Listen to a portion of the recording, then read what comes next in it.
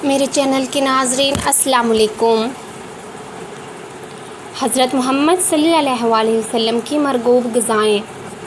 حضور اقدس صلی اللہ علیہ وسلم کی مقدس زندگی چونکہ بالکل ہی زاہدانہ اور صبر و قناعت کا مکمل نمونہ تھی، اس لیے آپ کبھی لذیذ اور پرتکلف کھانوں کی خواہش نہیں فرماتے تھے۔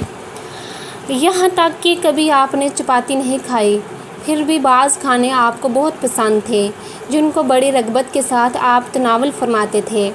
مثلاً عرب میں ایک کھانا ہوتا ہے جو خیز کہلاتا ہے۔ یہ گھی، پنیر اور کھجور ملا کر پکایا جاتا ہے۔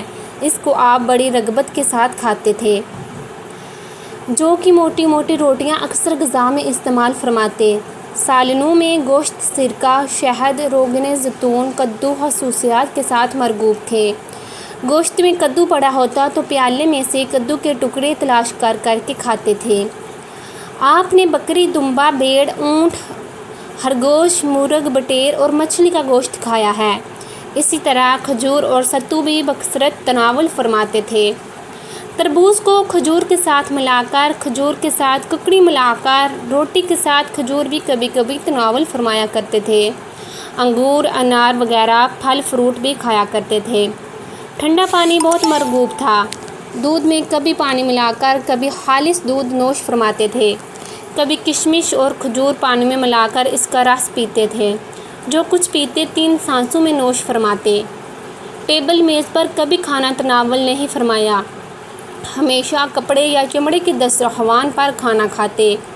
مسند یا تکیے پر ٹیک لگا کر یا لیٹ کر کبھی کچھ نہ کھاتے، نہ اس کو پسند فرماتے تھے۔ ہاں، ابلے ہوئے گوشت کو کبھی کبھی چھری سے کاٹ کر بھی کھاتے تھے۔